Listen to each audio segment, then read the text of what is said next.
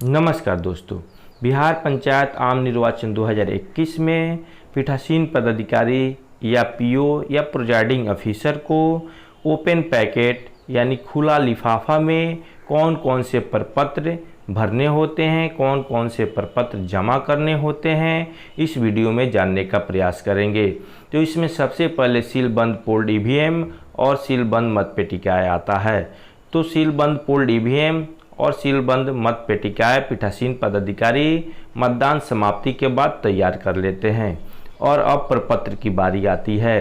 तो इसमें सबसे पहले मतपत्र लेखा को तैयार करते हैं। तो मतपत्र लेखा प्रत्येक पद के लिए अलग अलग 3-3 प्रतियों में तैयार करना होता है।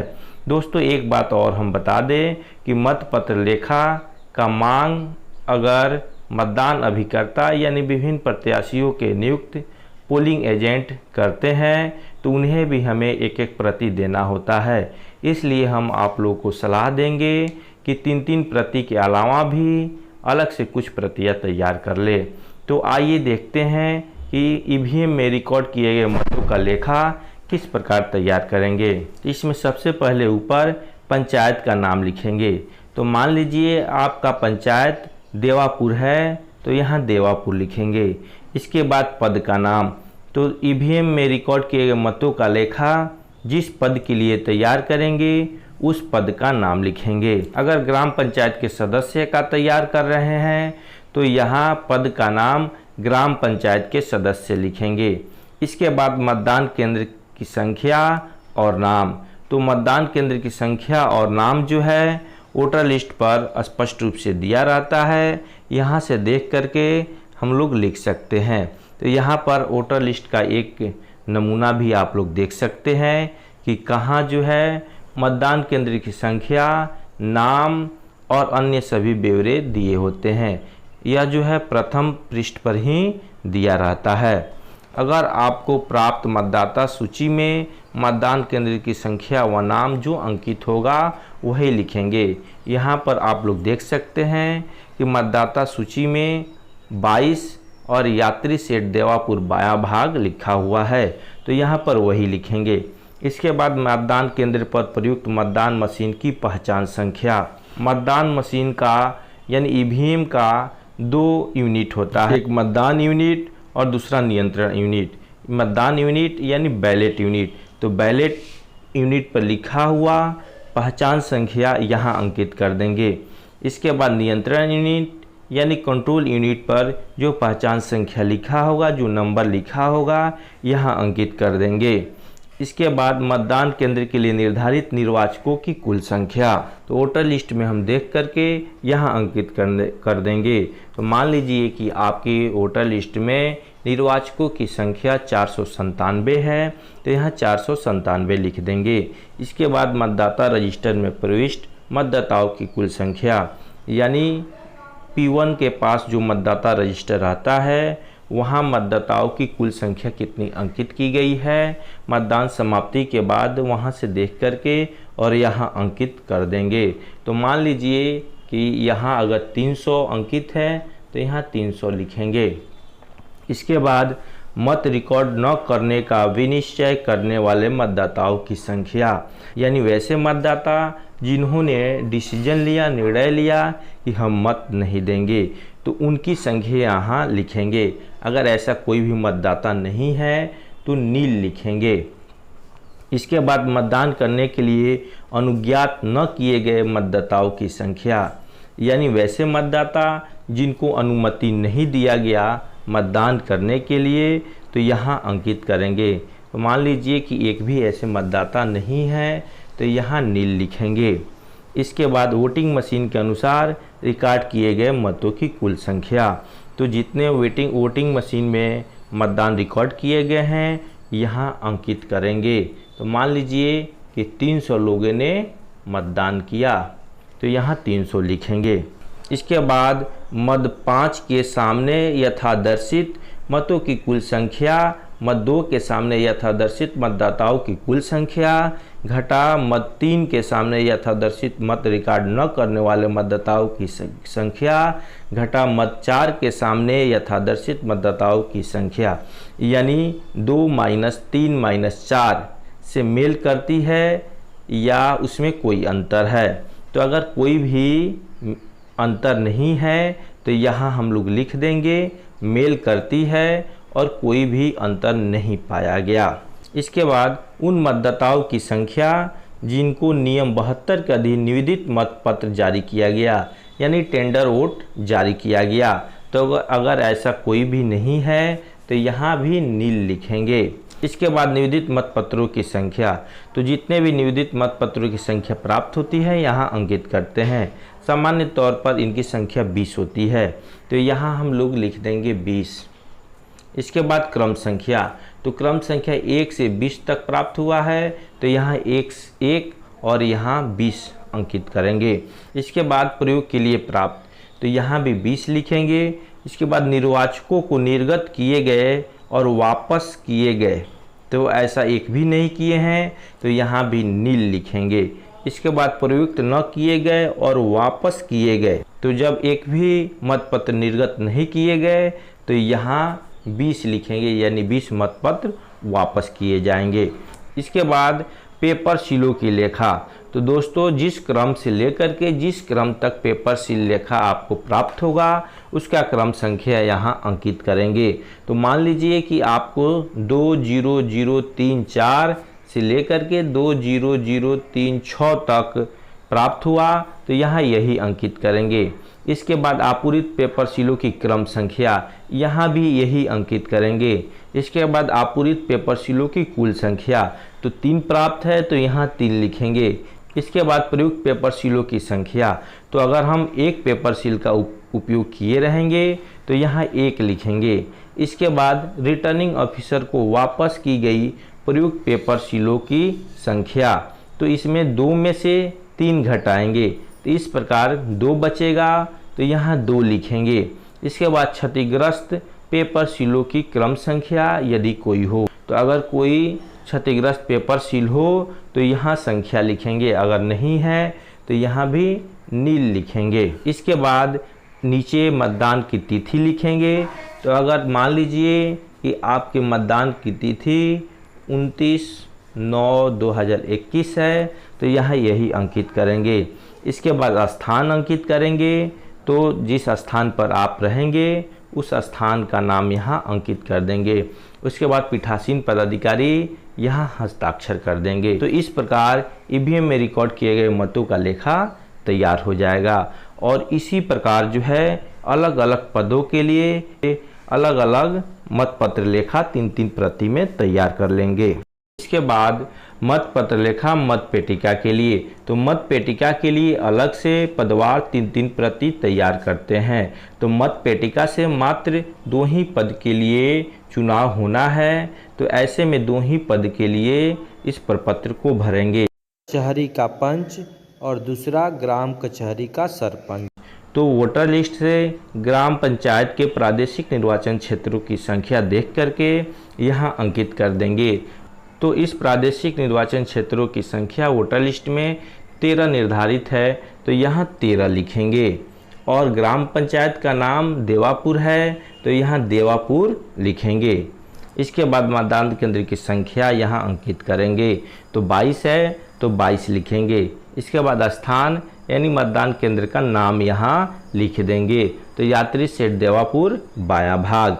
इसके बाद मतदान केंद्र के पीठासीन पदाधिकारी द्वारा प्राप्त मत पत्रों की संख्या, तो यहाँ पीठासीन पदाधिकारी को जितना मतपत्र प्राप्त होगा उसका ब्यौरा यहाँ देंगे। तो अगर मान लीजिए कि 1 से लेकर के 500 तक आपको मिला अनुक्रमांक तो यहाँ अंकित करेंगे।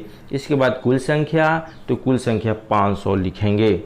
इसके बाद उपयोग में नहीं लाए गए मतपत्रों की संख्या, तो जितने मतपत्र आपको बच जाएंगे उसका ब्यौरा यहाँ देना होता है। उसके बाद उपयोग में लाए गए मतपत्रों की संख्या, तो 1 में से 2 घटा देंगे तो शेष बचे हुए मतपत्रों की संख्या आ जाएगा और यहाँ अंकित कर देंगे।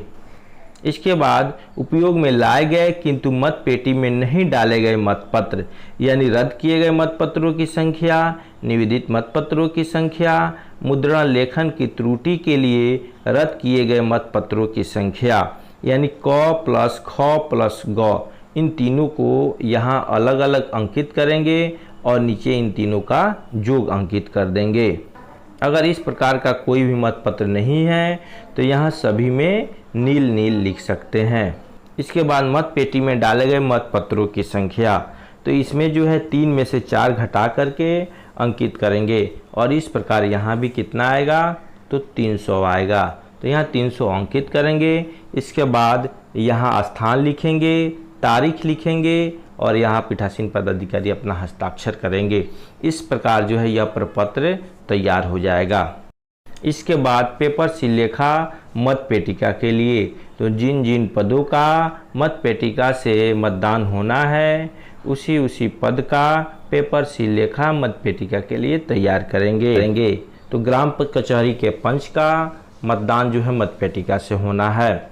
तो यहाँ ग्राम कचहरी के प्रादेशिक निर्वाचन क्षेत्र संख्या अंकित करेंगे। उसके बाद यहाँ पंचायत का नाम लिखेंगे और इसी प्रकार जो है ग्राम कचहरी के सरपंच का भी तैयार करेंगे 3-3 प्रति में। और यहाँ मतदान केंद्र की संख्या अंकित करेंगे। उसके बाद नीचे स्थान अंकित करेंगे। इसके बाद बहिर्भूत मत पेटी की संख्या अंकित करेंगे, यानी 2 मत पेटी का उपयोग किए हैं तो यहाँ 2 लिखेंगे। इसके बाद प्राप्त पेपर सील की संख्या, तो यहाँ अनुक्रमांक भी अंकित करेंगे और यहाँ संख्या भी लिखेंगे। तो जितना अनुक्रमांक से लेकर के जितना अनुक्रमांक तक आपको पेपर सील प्राप्त होगा यहाँ अंकित करेंगे और कुल संख्या भी यहाँ अंकित कर देंगे। इसके बाद व्यवहारित पेपर सील की संख्या, तो उपयोग में लाया गया जो पेपर सील है उसका अनुक्रमांक यहाँ अंकित कर देंगे और यहाँ संख्या अंकित कर देंगे। इसके बाद बर्बाद पेपर सील यदि हो तो यहाँ उसकी संख्या और क्रम संख्या अंकित करेंगे, अगर नहीं होगा तो नील लिखेंगे। इसके बाद अव्यवहृत पेपर सील जिसे निर्वाची पदाधिकारी को वापस किया गया, तो 1 में से 2 + 3 घटा देंगे तो यहाँ प्राप्त हो जाएगा और यहाँ उसका अनुक्रमांक और यहाँ उसका संख्या भी अंकित कर देंगे। इसके बाद यहाँ जो है मतदान अभिकर्ताओं का हस्ताक्षर करा लेंगे और नीचे स्थान और तारीख अंकित कर देंगे और फिर पीठासीन पदाधिकारी यहाँ हस्ताक्षर कर देंगे। इस प्रकार यह प्रपत्र बनके तैयार हो जाएगा। तो दोस्तों एक बात और हम बता दें, ईवीएम के लिए पेपर सिलेखा का अलग से कोई प्रपत्र जारी नहीं किया गया है। हो सकता है कि अलग से प्रपत्र जारी किया जाए। पेपर सिलेखा ईवीएम हेतु उपलब्ध नहीं कराया जाता है, तो पेपर सिलेखा मत पेटिका वाले प्रपत्र को ही मत पेटिका काट कर और ईवीएम हेतु लिख सकते हैं और इसी प्रपत्र को ईवीएम हेतु भी प्रयोग कर सकते हैं। और एक बात और हम बता दें कि ईवीएम हेतु पेपर सिलेखा भी पदवार 3-3 प्रति बनाया जाना है। इसके बाद बारी आती है पीठासीन पदाधिकारी की डायरी। तो यह जो है प्रपत्र सबसे महत्वपूर्ण होता है। तो आइए जानते हैं कि इस प्रपत्र को कैसे भरेंगे। तो यहाँ सबसे पहले प्रखंड का नाम, उसके बाद जिला का नाम अंकित करेंगे। तो अगर आपके प्रखंड का नाम बरौली है तो यहाँ बरौली अंकित करेंगे। उसके बाद जिला का नाम अंकित करेंगे। तो जिला का नाम गोपालगंज है तो गोपालगंज अंकित करेंगे। इसके बाद मतदान की तारीख अंकित करेंगे। तो मतदान की तारीख अगर 29/9/2021 है तो यही अंकित करेंगे। इसके बाद मतदान केंद्र की संख्या एवं नाम लिखेंगे। तो अगर मतदान केंद्र की संख्या 22 है तो 22 अंकित करेंगे और मतदान केंद्र का नाम यात्री सेठ देवापुर बाया भाग है तो यही अंकित करेंगे। इसके बाद मतदान केंद्र किस प्रकार के भवन में स्थित है, तो आपका मतदान केंद्र जिस प्रकार के भवन में स्थित होगा यहाँ पर टिक कर देंगे। अगर सरकारी है तो शासकीय पर टिक कर देंगे। इसके बाद जिला निर्वाचन पदाधिकारी के आदेश के अंतर्गत नियुक्त अधिकारी की अनुपस्थिति में नाम, अगर मतदान दल का कोई भी पदाधिकारी अनुपस्थित है तो यहाँ उसका नाम अंकित कर देंगे। अगर नहीं होगा तो यहाँ नील लिख देंगे। आपके द्वारा नियुक्त मतदान अधिकारी का नाम, अगर आपने किसी व्यक्ति को मतदान अधिकारी के रूप में नियुक्त किया है तो उसका नाम और पता यहाँ लिखेंगे। अगर नहीं है तो नील लिख देंगे और यहाँ जो है इसका कारण लिखना है। तो अगर आपने नियुक्त ही नहीं किया तो यहाँ भी नील लिख देंगे। इसके बाद उपयोग में लाई गई मत पेटियों की संख्या तथा प्रकार, तो अगर जिस प्रकार की मत पेटी आपको प्राप्त होगा और जितनी संख्या में प्राप्त होगा यहाँ अंकित कर देंगे। तो मान लीजिए कि बड़ी 1 और छोटी 1 है तो 1-1 अंकित कर देंगे। इसके बाद ईवीएम का ब्यौरा देना है, तो यहाँ पदों का नाम लिख देंगे और इसके बाद सीयू का ब्यौरा देना है यानी कंट्रोल यूनिट का, तो कंट्रोल यूनिट की संख्या अंकित करेंगे और उसका क्रम संख्या अंकित करेंगे। इसके बाद बैलेट यूनिट का संख्या अंकित करेंगे और क्रम संख्या यूनिट करेंगे। तो बैलेट यूनिट जब 16 से ज़्यादा प्रत्याशी हो जाते हैं तो बैलेट यूनिट की संख्या बढ़ जाती है। इसके बाद पेपर सील का विवरण, तो यहाँ सभी पदों का नाम अंकित करेंगे और यहाँ प्रयुक्त पेपर सीलों की संख्या अंकित करेंगे और यहाँ प्रयुक्त पेपर सील का क्रम संख्या अंकित करेंगे।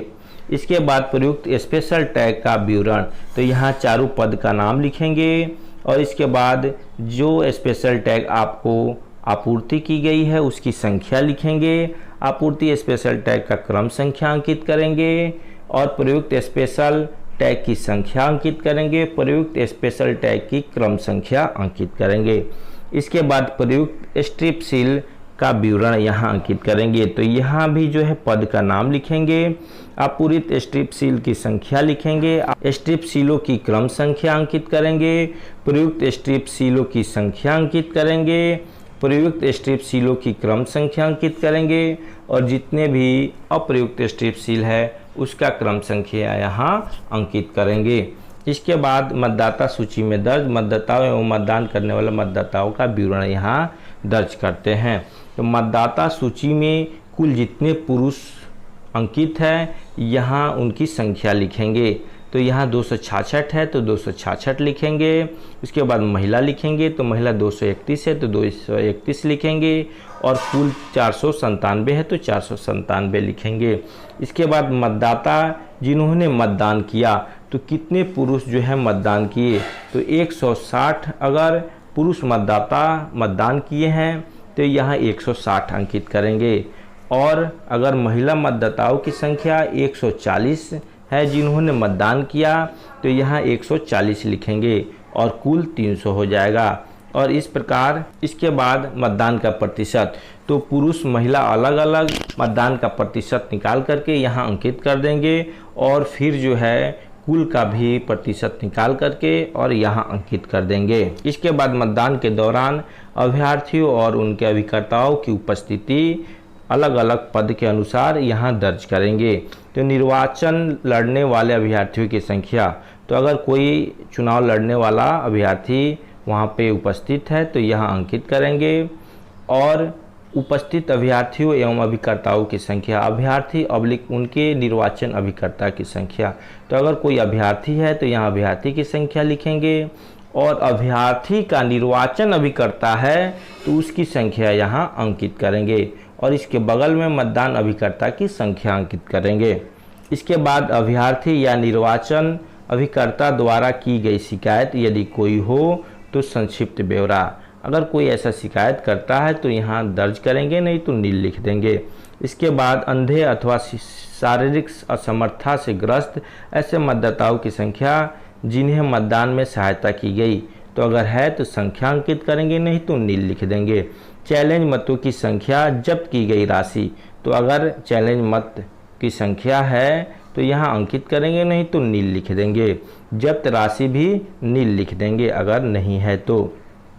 इसके बाद निवेदित यानी टेंडर मतों की कुल संख्या, टेंडर मतों की कुल संख्या जितना है वो यहाँ अंकित करेंगे, अगर नहीं होगा तो नील लिख देंगे।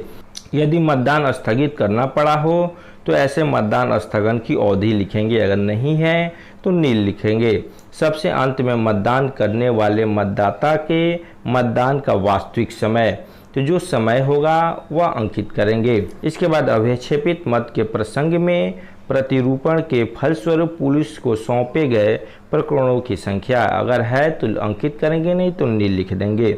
इसके बाद अन्य महत्वपूर्ण घटना यदि कोई घटी हो, जैसे 100 मीटर के भीतर प्रचार, कपटपूर्ण ढंग से मुहर लगाने, सूची सूचना अथवा अन्य कागजात मत पेटी में ठूसने का प्रयास, मतदाता या अन्य व्यक्ति को धमकाने, कोई भूल, विधि व्यवस्था को भंग करने के मामले इत्यादि हो तो यहाँ अंकित करेंगे, नहीं तो नील लिख देंगे।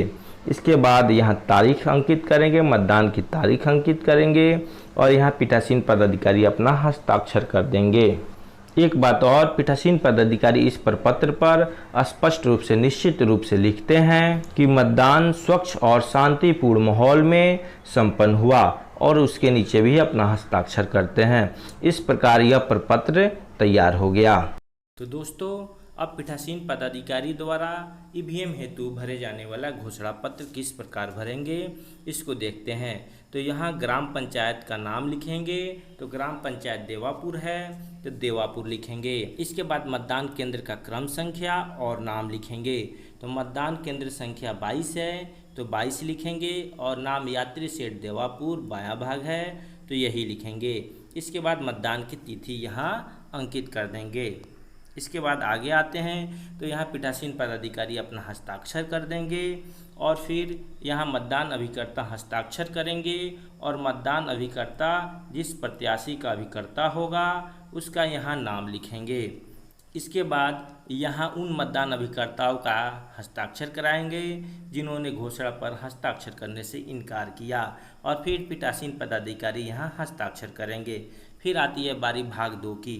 तो भाग 2 जो है पीठासीन पदाधिकारी द्वारा पश्चातवर्ती वोटिंग मशीन यदि कोई हो के उपयोग के समय भरा जाता है, यानी बीच में अगर मशीन बदला जाता है तो भाग 2 को भरा जाता है।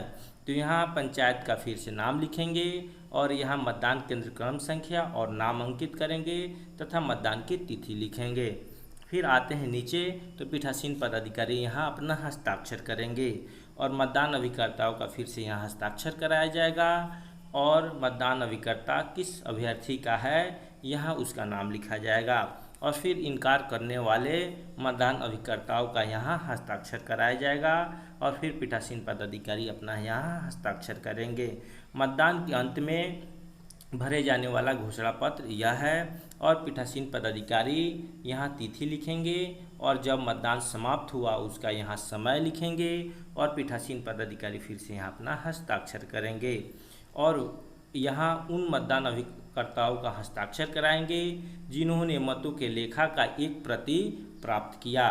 तो दोस्तों, हम पहले ही आप लोगों को बता चुके हैं कि मतों का लेखा जो है जमा जितने प्रति में करना है उससे कुछ ज़्यादा प्रति तैयार करते हैं ताकि मतदान अभिकर्ताओं के मांग करने पर उन्हें दिया जा सके और जो मतदान अभिकर्ता मतों का लेखा का एक प्रति प्राप्त करेंगे उनका यहाँ हस्ताक्षर कराएंगे और वह जिस अभ्यर्थी का होगा उसका यहाँ नाम अंकित करेंगे और फिर पीठासीन पदाधिकारी जो है यहाँ अपना हस्ताक्षर करेंगे और फिर बारी आती है भाग 4 की। तो वोटिंग मशीन को मुहर बंद करने के पश्चात यह घोषणा किया जाता है। तो यहाँ तिथि लिखेंगे और यहाँ समय अंकित करेंगे और फिर पीठासीन पदाधिकारी यहाँ हस्ताक्षर करेंगे और जिन मतदान अभिकर्ताओं ने अपना सील लगाया उन मतदान अभिकर्ताओं के यहाँ हस्ताक्षर कराएंगे और वे किस अभ्यर्थी के मतदान अभिकर्ता है उनका नाम यहाँ अंकित करेंगे और फिर इनकार करने वाले मतदान अभिकर्ताओं का यहाँ हस्ताक्षर कराएंगे और पीठासीन पदाधिकारी अपना यहाँ हस्ताक्षर करेंगे। तो दोस्तों, इस प्रकार जो है पीठासीन पदाधिकारी द्वारा भरा जाने वाला घोषणा ईवीएम हेतु तैयार हो गया। तो दोस्तों, अब बारी आती है पीठासीन पदाधिकारी द्वारा भरे जाने वाला मत पेटिका हेतु घोषणा पत्र की।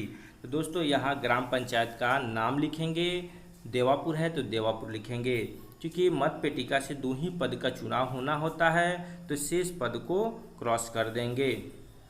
इसके बाद यहाँ मतदान केंद्र का संख्या लिखेंगे, नाम लिखेंगे और नीचे तारीख लिखेंगे और फिर पीठासीन पदाधिकारी यहाँ हस्ताक्षर करेंगे और यहाँ नीचे मतदान अभिकर्ताओं का हस्ताक्षर कराएंगे और नीचे मतदान अभिकर्ता जिस उम्मीदवार का होगा उसका नाम अंकित करेंगे और फिर नीचे पीठासीन पदाधिकारी अपना हस्ताक्षर करेंगे और यहाँ इनकार करने वाले अभिकर्ताओं का भी हस्ताक्षर करा लेंगे।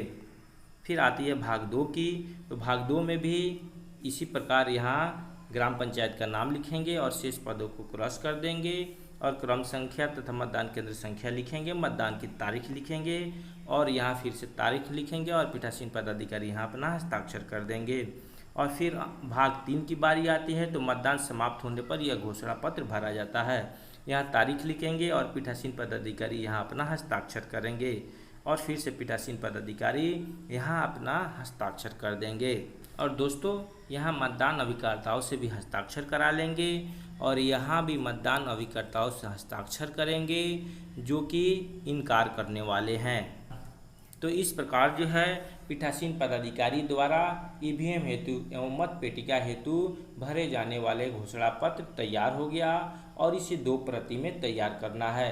और हम सलाह देंगे कि इसे आप एक अलग और प्रति में तैयार कर लें ताकि कहीं 3 प्रति में मांग हो जाए तो आपको परेशानी का सामना नहीं करना पड़े। बारी आती है विजिट शीट की। तो विजिट शीट में बहुत ही ज़्यादा नहीं भरना है। यहाँ मतदान की तिथि लिखना है, जिला का नाम लिखना है, प्रखंड का नाम, अनुमंडल का नाम, पंचायत का नाम, वार्ड संख्या और मतदान केंद्र की संख्या तथा नाम अंकित कर देंगे। और मतदान के समय मतदान केंद्र पर संपर्क करने वाले जितने भी पदाधिकारी आएंगे, वहाँ निरीक्षण करने वाले पदाधिकारी आएंगे, वे अपना यहाँ पद का नाम लिखेंगे, आगमन का समय, प्रस्थान का समय और किसी भी प्रकार की परेशानी हो तो यहाँ लिखेंगे और नीचे पीठासीन पदाधिकारी अपना हस्ताक्षर कर देंगे। और इस प्रकार जो है विजिट शीट बनके तैयार हो गया। अब बारी आती है वोटर टर्नआउट रिपोर्ट की। तो वोटर टर्नआउट रिपोर्ट में भी मतदान की तिथि, प्रखंड का नाम, पंचायत का नाम, मतदान केंद्र की संख्या, जिला का नाम, अनुमंडल का नाम, वार्ड संख्या लिखते हैं। और यहाँ जो है वोटर लिस्ट से देख करके कुल पुरुष, कुल महिला, अगर अन्य है यानी ट्रांसजेंडर है तो यहाँ अंकित करेंगे, नहीं तो डैश का निशान दे देंगे और कुल मतदाता यहाँ लिख देंगे। इसके बाद मत डाले गए मतदाता की विवरणी यानी पुरुष कितने मतदाता जो है मतदान डाले, महिला कितनी डाली, अन्य कितना और कुल कितना होगा और इसका प्रतिशत निकाल करके यहाँ भर देंगे। इसके बाद निर्वाचन फोटो पहचान पत्र के माध्यम से डाले गए मतदाताओं की संख्या भी यहाँ अंकित करेंगे और वैकल्पिक पहचान पत्र की सहायता से डाले गए मतदाताओं की संख्या यानी वैसे मतदाता जिसने निर्वाचन फोटो पहचान पत्र का उपयोग नहीं किया यहाँ अंकित करेंगे। और मत डालने से इनकार किए गए मतदाताओं की संख्या यहाँ लिखेंगे, अगर एक भी नहीं है तो यहाँ नील लिखेंगे। और पीठासीन पदाधिकारी यहाँ अपना हस्ताक्षर करेंगे, पूरा नाम लिखेंगे, पद नाम लिखेंगे, पता लिखेंगे, मोबाइल नंबर लिखेंगे। इस प्रकार पीठासीन पदाधिकारी का वोटर टर्नआउट रिपोर्ट तैयार हो गया। अब बारी आती है दिखावटी मतदान यानी मॉक पोल प्रमाण पत्र की। तो दिखावटी मतदान मॉक पोल प्रमाण पत्र इस प्रकार हम लोग को तैयार करना है। यहाँ पंचायत का नाम लिखेंगे और चूँकि सरपंच और पंच का चुनाव बैलेट पेपर से होना है इसलिए इसमें मॉक पोल की ज़रूरत नहीं होती है। तो सरपंच और पंच को क्रॉस कर देंगे और नीचे क्रम संख्या तथा मतदान लिखेंगे, फिर तारीख लिखेंगे और यहाँ पीठासीन पदाधिकारी अपना नाम लिखेंगे, यहाँ जिला का नाम लिखेंगे और यहाँ प्रखंड का नाम लिखेंगे। के अंतर्गत उपर्युक्त वर्णित पदों के लिए ईवीएम मशीन से होने वाले मतदान के लिए मतदान की तिथि यानी तिथि यहाँ लिखेंगे, को डैश बजे आयोग के यानी यहाँ समय लिखेंगे। आलोक में दिखावटी मतदान का संचालन किया गया। दिखावटी मतदान के पश्चात मैंने सावधानीपूर्वक मेमोरी को मिटा दिया एवं मिटाने के पश्चात कुल मत 0 दर्शाया गया। दिखावटी मतदान के समय अभ्यर्थियों के लिए निम्नलिखित अभिकर्ता उपस्थित थे एवं मैंने उनका हस्ताक्षर प्राप्त किया। तो यहाँ पद का नाम, अभिकर्ता का नाम, अभ्यर्थी का नाम और अभिकर्ता का यहाँ हस्ताक्षर कराएंगे और यहाँ तिथि लिखेंगे, यहाँ समय लिखेंगे। पीठासीन पदाधिकारी यहाँ नाम और हस्ताक्षर करेंगे। तो दोस्तों इस प्रकार जो है पीठासीन पदाधिकारी का दिखावटी मतदान प्रमाण पत्र यानी मॉक पोल सर्टिफिकेट तैयार हो जाएगा। तो दोस्तों इसके अलावा बायोमेट्रिक पद्धति का प्रतिवेदन भी पीठासीन पदाधिकारी के द्वारा भरना है जो कि ओपन पैकेट में ही जाएगा। बायोमेट्रिक पद्धति का प्रतिवेदन पर पहले से ही हम एक वीडियो बना चुके हैं और इस वीडियो का लिंक डिस्क्रिप्शन बॉक्स में दे रहे हैं, वहां जा कर के आप लोग इस वीडियो को भी देख सकते हैं। तो इस प्रकार जो है पीठासीन पदाधिकारी के द्वारा भरे जाने वाले सारे प्रपत्र जो कि ओपन पैकेट में हैं तैयार हो जाएगा। तो दोस्तों यह वीडियो अगर अच्छा लगा हो तो इस वीडियो को ज़्यादा से ज़्यादा शेयर कीजिए, लाइक कीजिए और मेरे YouTube चैनल को सब्सक्राइब भी जरूर कीजिए। धन्यवाद।